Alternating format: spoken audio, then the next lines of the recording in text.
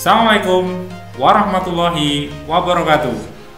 Selamat pagi semua para siswa dan juga para pemirsa channel Slamet Riyadi. Mudah-mudahan kita semua diberikan kemudahan dalam belajar pada channel ini. Pada pagi hari ini kita akan membahas materi tentang aset tetap berwujud dengan kompetensi dasar sebagai berikut.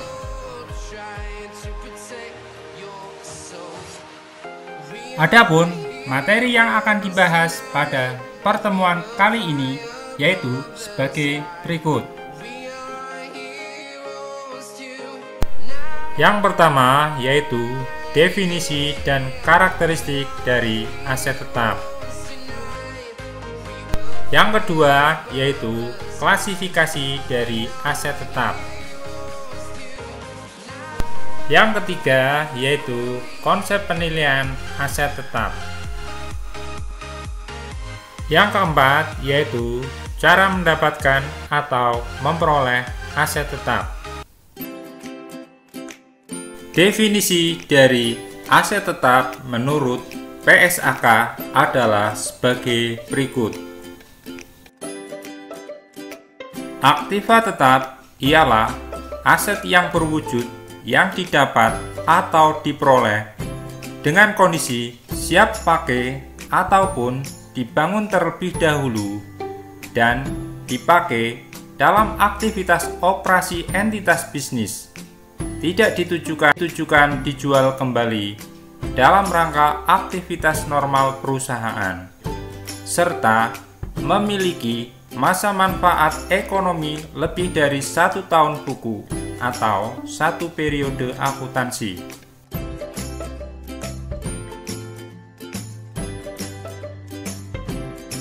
Dari definisi aset tetap menurut PSAK terdapat 5 karakteristik dari aset tetap sebagai berikut.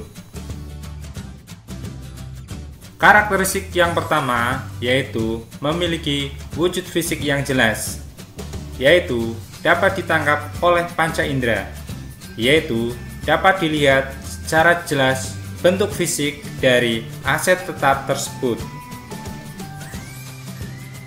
Karakteristik yang kedua yaitu aset tetap memiliki harga yang cukup mahal atau cukup material. Adapun batas dari nilai material masing-masing perusahaan berbeda-beda. Misalkan, Bank Surya Yuda menetapkan batas minimal dari nilai material aset tetap sebesar 3 juta rupiah. Karakteristik yang ketiga yaitu digunakan dalam aktivitas normal perusahaan, yaitu digunakan dalam aktivitas sehari-hari untuk memperlancar aktivitas kegiatan di perusahaan ataupun aktivitas lainnya yang terkait dengan usaha perusahaan untuk mendatangkan pendapatan bagi perusahaan. Yang keempat yaitu aset tersebut memiliki masa manfaat atau usia ekonomis lebih dari 1 tahun atau setidaknya dapat digunakan berulang-ulang selama 2 tahun. Yang kelima yaitu aset tersebut tidak diperuntukkan untuk diperjualbelikan kembali dalam rangka aktivitas normal perusahaan. Jadi, aset tersebut bukan merupakan barang dagangan.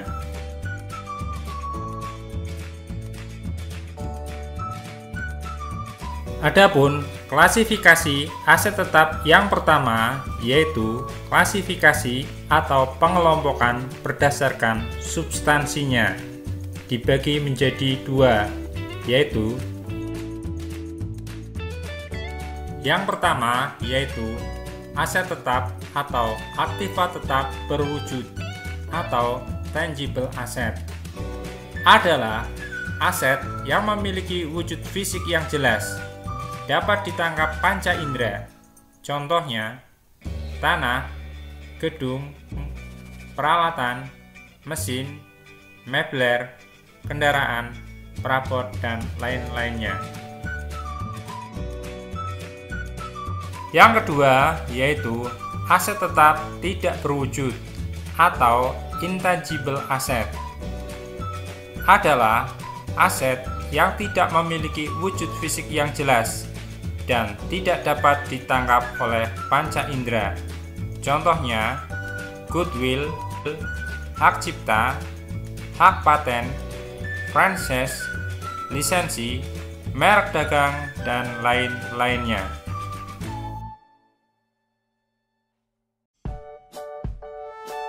Klasifikasi aset tetap yang kedua yaitu berdasarkan dapat tidaknya disusutkan, yang dikelompokkan menjadi dua, yaitu yang pertama yaitu aktiva tetap yang disusutkan atau yang mengalami penyusutan adalah aset tetap yang nilainya atau manfaat ekonomisnya berkurang setelah aset tersebut digunakan. Contohnya yaitu gedung, peralatan, mesin, mebler, kendaraan, perabot, dan lain-lainnya. Yang kedua yaitu aset tetap yang tidak mengalami penyusutan atau tidak disusutkan adalah aset yang nilainya selalu bertambah setiap tahunnya atau manfaatnya tidak akan berkurang. Contohnya yaitu tanah yang setiap tahunnya harganya semakin mahal.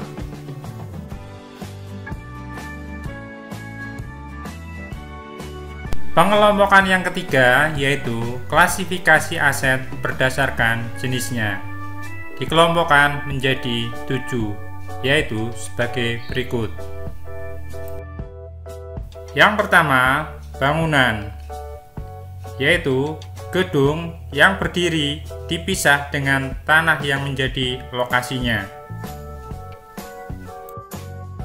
Yang kedua, yaitu lahan, sebidang tanah kosong atau tanah yang sudah ada bangunannya, pencatatannya dipisah dengan bangunan. Yang ketiga, mesin. Di dalamnya sudah termasuk peralatan yang menjadi bagian komponen yang ada di dalamnya. Yang keempat, kendaraan, yaitu semua jenis kendaraan bermotor, alat pengangkut, dan lain-lainnya. Yang kelima, yaitu perabot. Semua yang merupakan isi gedung, misalnya perabot kantor, perabot pabrik, perabot toko, dan lain-lainnya. Yang keenam, inventaris, yaitu peralatan yang digunakan seperti inventaris kantor, inventaris gudang, dan lain-lainnya. Yang terakhir, yaitu prasarana, seperti jalan akses, jembatan, pagar, dan lain-lainnya.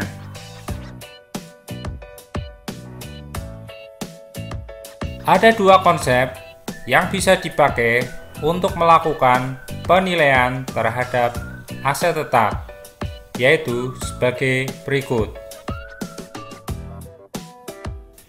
Yang pertama yaitu menggunakan konsep harga perolehan. Berdasarkan metode ini, aktiva tetap dinilai sebesar sejumlah biaya atau pengorbanan untuk mendapatkan aset tersebut sampai dengan kondisi siap pakai.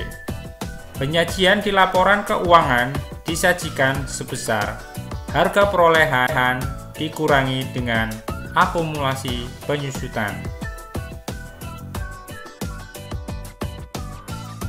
Dan yang kedua yaitu menggunakan konsep harga pasar atau fair value. Berdasarkan metode ini, aset tetap dinilai berdasarkan harga pasar pada saat menyusun laporan keuangan, sehingga nilainya sangat akurat sekali. Berbeda dengan metode harga perolehan yang terkadang tidak mencerminkan nilai yang sebenarnya.